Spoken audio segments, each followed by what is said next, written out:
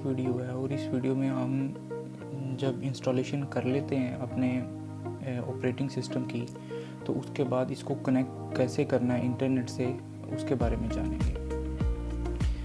तो अगर आपने मेरी इससे पहले वीडियोस नहीं देखी जिसमें लिनक्स का ISO कैसे डाउनलोड करना है और उसकी इंस्टॉलेशन कैसे करनी है, तो आप मेरी प्रीवियस वीडियोस को जाके देख सकते हैं। और इंस्टॉलेशन के बाद जो सबसे मेन जो प्रॉब्लम आती है कि आपको वायर से, केबल से या फिर आपको वायरलेस वाईफाई से अपनी लिनक्स ऑपरेटिंग सिस्टम को कैसे कनेक्ट करना है, ये जानना ज़रूरी है।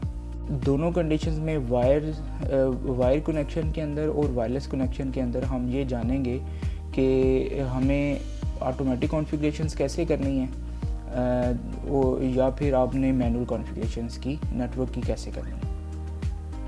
तो वायर के कनेक्शन में हमारे पास जो है वो एक शॉर्ट फॉर्म के ऊपर इधर बार के ऊपर भी आपको शो हो रहा है कि आप वायर्ड कनेक्शन की को देख सकते हैं और यहाँ से आप इसको ओपन कर सकते हैं। अच्छा, दूसरा तरीका ये है कि अगर आपको इधर डिस्प्ले नहीं हो रहा है किसी भी वजह से, तो आप अपनी मेन्यू में जाएं, यहाँ पे सेटिंग्स में जाएं और सेटिंग्स में भी आपको ये बिल्कुल सेम सेटिंग आपको इधर से भी ओपन मिलेगी। वायर्ड कनेक्शन है और वायर कनेक्शन को हमारे पास इधर शो कर रहा है, क्योंकि अभी मेरे इस सिस्टम के ऊपर वायरलेस कार्ड नहीं है, तो इसलिए ये अभी वायर कनेक्शन ही शो कर रहा होगा। क्योंकि ये अभी बेसिक कोर्स है, तो इसमें ये मैं VPN कॉन्फ़िगरेशन, नेटवर्क प्रॉक्सी, इन चीज़ों की तरफ मैं नहीं जा रहा। आप तो जब सेटिंग में जाएंगे और आप इधर देखेंगे कि आपकी करंट कॉन्फ़िगरेशन जो है वो इधर आपको दिखा रहा है, ठीक है। और कुछ बेसिक्स चीज़ें जैसे मैंने आपको आगे बताया था कि IP एड्रेस आपको अभी कौन सा एलोकेटेड है, हार्डवेयर एड्रेस कौन सा है, उसके बाद जो है वो आपके पास राउट्स या डिफ़ॉल्ट गेटवे कौन सा आ रहा है आपके पास, DNS क्या है, ठीक है, और ये कौन सा कॉन्फ़िगर्ड है। ये भी विद इन ए मिनट आपको मैं ये सारी चीज़ें एक्सप्लेन करूँगा।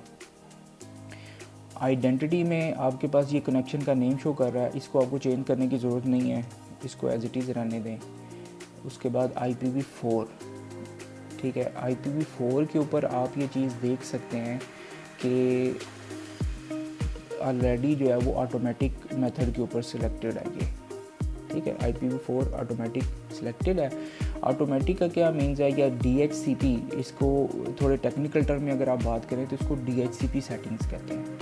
अपने कंप्यूटर को DHCP सेटिंग में रख लेंगे तो DHCP एक सर्विस होती है, ठीक है, आपके राउटर के अंदर जिसके साथ आप कनेक्टेड हैं या जिससे आपकी केबल आ रही है और आप अपने लैपटॉप या अपने डेस्कटॉप के साथ कनेक्ट कर रहे हैं, ये उसके अंदर ये सर्विस कॉन्फ़िगर होती है। और ये सर्विस क्या करती है, जैसे ही आप अपने सिस्टम में ऑटोमेटिक मेथड को सिलेक्ट करेंगे और अप्लाई करेंगे तो नीचे आप देख सकते हैं DNS को भी हमने ऑटोमेटिक रखा हुआ है, राउट्स को भी हमने ऑटोमेटिक रखा हुआ है, ठीक है। तो ये परेशान होने की ज़रूरत नहीं है, इसको सिंपली आंखें बंद करके ऑटोमेटिक पर ही रहने दें दोनों। अच्छा, अब जब आप ऑटोमेटिक में रखेंगे तो आपका सिस्टम क्या करेगा, आपके राउटर को जो है वो रिक्वेस्ट करेगा कि मुझे DHCP से ऑटोमेटिक कॉन्फ़िगरेशंस दे दो। तो जैसे ही राउटर को ये चीज़ आइडेंटिफाई होगी कि एक नया सिस्टम नेटवर्क के ऊपर केबल के साथ कनेक्ट हुआ है या वायरलेस के साथ कनेक्ट हुआ है, तो वो मुझे रिक्वेस्ट कर रहा है, मुझसे नेटवर्क कॉन्फ़िगरेशंस मांग रहा है, तो वो ऑटोमेटिकली इसको नेटवर्क कॉन्फ़िगरेशंस दे देगा। और जैसे ही इसको कॉन्फ़िगरेशन इसको असाइन होंगी तो आपका इंटरनेट वर्क करना शुरू कर देगा। आपको थोड़ी देर के बाद मैं ये भी बताऊंगा कि इंटरनेट वर्क कर रहा है या नहीं कर रहा, उसको कैसे चेक करना है। लेकिन अभी के लिए जो है वो ये चीज़ अंडरस्टैंड कर लें कि आपका ये ऑटोमेटिक ऑप्शन क्या करता है। हमें सिंपली IPv6 की कॉन्फ़िगरेशंस को डिसेबल रखना है, ठीक है। आगे मैं फर्दर लेक्चर्स में आपको ये चीज़ एक्सप्लेन करूँगा कि ये IPv6 क्या है, IPv4 क्यों हम अभी तक यूज़ कर रहे हैं, IPv6 क्या है। तो अभी के लिए ये समझ लें कि ये भी एक इंटरनेट प्रोटोकॉल है, लेकिन इसके एडवांस वर्जन है और इसमें एडवांस फीचर्स हैं, ठीक है। लेकिन अभी के लिए हमें ये नहीं चाहिए, तो इसलिए हम अभी इसको डिसेबल ही करेंगे, ठीक है। उसके बाद सिक्योरिटी है, ये सिक्योरिटी को भी इंशाल्लाह मैं आगे कवर करने की कोशिश करूँगा, ठीक है। अभी के लिए इसको डिसेबल ही रहने दें। तो हम आ जाते हैं वापस अपने IPv4 की तरफ। तो IPv4 की तरफ ऑटोमेटिक तो बहुत ही सिंपल है, आपने जस्ट इसको क्लिक करना है और अप्लाई करना है और ये ऑटोमेटिक कॉन्फ़िगरेशन खुद ही उठा लेगा जो हमें इस डिटेल बॉक्स के अंदर ये शो हो रही है। अभी उसने जो कॉन्फ़िगरेशन ऑटोमेटिक ली है वो हमें ये शो हो रही है। अब इसमें अब सिंपली आपको ये चीज़ अंडरस्टैंड करनी है कि ये जो IPv4 हमें दिया है बेसिकली ये शो कर रहा है कि हमारे सिस्टम को ये यूनिक IP एड्रेस असाइन हो गया हुआ है, या ये एड्रेस असाइन हो गया हुआ है जिसके साथ हमारे राउटर से बात कर रहा है और हमारा राउटर फर्दर आगे इंटरनेट से बात कर रहा है। ये हमारे नेटवर्क को रिप्रेजेंट करता है कि आपके राउटर के साथ और कितने कंप्यूटर्स या बाकी डिवाइसेस कनेक्टेड होंगी, उनका ये वाला पोर्शन जो है वो तकरीबन सेम होगा। अब 192.168.122 तक जो है वो सेम रहेंगे, ठीक है। और आगे जो भी उस नेटवर्क के अंदर बाकी डिवाइसेस होंगी, हमें 14 असाइन हुआ है, किसी को 10 असाइन हुआ होगा, किसी को 11 असाइन हुआ होगा, इस तरह से डिफरेंट, यानी कि ये 14 अब हमारे नेटवर्क के ऊपर रहते हुए किसी और को हमारा राउटर असाइन नहीं करेगा ऑटोमेटिक कॉन्फ़िगरेशन के अंदर। और ये चीज़ हमें मैनुअल में भी समझने की ज़रूरत है कि हमें मैनुअल में भी ये चीज़, अगर हम अपने सिस्टम को 14 हमारे असाइन है या किसी और सिस्टम को 14 असाइन है और हम अपने इस सिस्टम को 14 असाइन कर रहे हैं, तो दोनों सिस्टम्स की नेटवर्क कम्युनिकेशन डिस्टर्ब हो जाएगी। वो दोनों सिस्टम ही नेटवर्क नहीं यूज़ कर सकेंगे क्योंकि एक एड्रेस दोनों को असाइन हो गया। और यही मोस्टली मिस्टेक्स होती हैं जिससे हमारा इंटरनेट काम नहीं करता। मैं जस्ट कोशिश करूँ कि इसको बहुत सिंपल करके आपको एक्सप्लेन करने की कोशिश करूँ। तो इंटरनेट काम ना करने की सबसे मेजर रीज़न भी यही है कि आप जब भी मैनुअल IP असाइन करते हैं, ऑटोमेटिकली असाइन जब होता है IP, तो उसमें आपको जो है वो इशू नहीं होता क्योंकि वो राउटर को पता होता है मैंने किस सीरीज़ तक मैंने IP डिफरेंट डिवाइसेस को असाइन कर दी हैं। उसमें आपका मोबाइल फ़ोन भी हो सकता है, उसमें आपके लैपटॉप भी हो सकते हैं, वर्क स्टेशन भी हो सकते हैं, आपके स्मार्ट टीवी भी हो सकता है। तो अगर हमें मैं अब ये थोड़ा सा एक्सप्लेन इसलिए कर रहा था कि ये मैनुअल जब हम कॉन्फ़िगर करेंगे अपना इंटरनेट, तो इसके लिए मैनुअल कॉन्फ़िगरेशन के लिए ये चीज़ें हमें पता होनी चाहिए कि हमारा जो है इससे पहले हमारा नेटवर्क IP कौन सा है, ठीक है, और वो IP हमारा किसी और सिस्टम को असाइन नहीं होना चाहिए। तो सिंपली आप मैनुअल IP कॉन्फ़िगर करने के लिए मैनुअल ऑप्शन में जाएंगे। ऑप्शन में जाने के बाद आप यहाँ पे आप देखें, अब एड्रेस लिख रहे हैं ना, तो एड्रेस में आपने 192.168.122 डॉट, अब 14 तो ऑलरेडी असाइन था। अब मैं कंसिडर कर लेता हूँ ये 14 IP किसी और मशीन को पहले असाइन था, या किसी और डिवाइस को पहले राउटर ने असाइन किया हुआ है। तो इसमें मैं आप IP दूंगा वो 20 फॉर एग्जांपल मैं दे देता हूँ इसको IP। तो ये 20 IP मुझे पता है कि ये IP किसी और को असाइन नहीं है, ठीक है। अभी मैं थोड़ी देर में ये भी बताऊंगा आपको कि इसको चेक कैसे करना है। तो एक तो हमें यहाँ से पता चलेगा डिटेल से, दूसरा जो है वो हमें, क्योंकि यहाँ से तो ऑटोमेटिकली कॉन्फ़िगरेशन फैच हुई है और उसके बाद हमें पता चला है, तो हम मैनुअली असाइन कर रहे हैं। अगर आप पहले से ही जो है वो मैनुअल है और आपको नहीं अंडरस्टैंड हो रहा, तो आप किसी भी और डिवाइस का अपने मोबाइल फ़ोन के अंदर देख सकते हैं कि राउटर ने आपको कौन सा IP असाइन किया हुआ है। फिर उसी नेटवर्क के अंदर रहते हुए आप फर्दर जो है वो कोई और IP असाइन कर सकते हैं। तो मैं यहाँ पे जल्दी से 192.168.122.20 असाइन किया मैंने। अब ये नेट मास्क क्या है, 255.255.255.0 कर देना। आपने नेट मास्क अपना सिंपली ये रख देना, ठीक है। ये क्यों रखा है ये बाद में इंशाल्लाह मैं आपको एक्सप्लेन करूँगा। ये इसको अंडरस्टैंड करना इट्सेल्फ बहुत एक लॉन्ग लेक्चर है, ठीक है, जो कि नेटवर्क्स के अंदर सेक्शंस के अंदर आता है। क्योंकि अभी हम बेसिक पढ़ रहे हैं, तो इसलिए आप अभी यही अंडरस्टैंड कर लें कि अगर हमारा यहाँ तक 3 तक सेम है नेटवर्क सब के लिए, जो कि इससे आगे बाकी 1 2 3 14 20 इस तरह IP चेंज हो रहे हैं, एड्रेस चेंज हो रहा है, तो हमें अगर ये 3 सेम रहते हैं हर एक IP के लिए, तो हमें ये सबनेट मास्क असाइन करना है। अब गेटवे क्या है, गेटवे सिंपल आपने 192.168.122.1, ठीक है। अब आप ये सोच रहे होंगे कि ये मुझे कैसे पता चला है, तो ये मुझे इधर से ही पता चला है कि डिफ़ॉल्ट राउट जो है वो बेसिकली हमारा गेटवे है। तो मैं एज इट इज़ मैंने इधर असाइन कर दिया इसको और मैंने इसको अप्लाई कर दिया। और अब अगर आप अपनी सेटिंग्स को देखेंगे, अभी तक चेंज नहीं हुआ, तो मैं इसको एक दफ़ा ऑफ़ करके और फिर ऑन करूँगा तो मुझे ये मेरे चेंजेस बता देगा। अच्छा, अभी इधर यहाँ पे DNS नहीं शो कर रहा, तो DNS को हम ऑटोमेटिक रख सकते हैं। अब क्योंकि इसने ऑटोमेटिकली इसको नहीं उठाया DNS को, तो मैं इधर असाइन कर सकता हूँ। मैं आपको थोड़ा सा DNS का भी एक्सप्लेन करता चलूँ कि अगर आपने IP एड्रेस तो कॉन्फ़िगर कर दिया हुआ है लेकिन DNS कॉन्फ़िगर नहीं किया हुआ, या DNS जैसे अभी मेरे इस केस में मैंने इसको ऑन ऑफ किया और ये मेरा डिसअपेयर हो गया, तो उस केस के अंदर मुझे DNS का एड्रेस पता होना चाहिए। और DNS कॉमनली जो यूज़ हो रहा है, आप किसी भी रीजन में हैं, दुनिया में कहीं भी हैं, एक गूगल का DNS है, उस DNS को आप यूज़ कर सकते हैं और उसका IP 8.8.8.8 है। अच्छा, अभी आप दूसरा जो IP है उसके इसी के साथ वो भी यूज़ कर सकते हैं, 8.8.4.4, ठीक है। तो आप ये दोनों को एक साथ भी यूज़ कर सकते हैं, ठीक है। मैं अगर इधर से अप्लाई करता हूँ, फिर दोबारा से इसको देखता हूँ, सॉरी ऑन ऑफ करके ऑन करता हूँ इसको, फिर दोबारा से मैं अगर देखता हूँ तो ये मेरे पास वो शो कर रहा है कि मेरे दोनों जो है वो DNS वो सेटिंग्स के अंदर कॉन्फ़िगर हो गए हैं। अच्छा, अगर आप ये कंफ्यूज हो रहे हैं कि हमें ये दो मैंने IP एड्रेसेस क्यों कॉन्फ़िगर किए हैं, आप देख रहे होंगे ये मैंने सेपरेटेड बाय कामा किया हुआ है ना, तो कामा से सेपरेट है। अगर हम एक क्यों नहीं से यूज़ कर सकते, इन केस कंसिडर करें कि आपका एक DNS काम नहीं कर रहा, तो दूसरा DNS आपका काम कर रहा होगा। और अगर आपका किसी भी वजह से आपके ये इसके साथ आपका सिस्टम कम्युनिकेट नहीं कर पाता, तो आप उस वक्त तक अपनी कोई भी वेबसाइट ब्राउज़ नहीं कर सकते।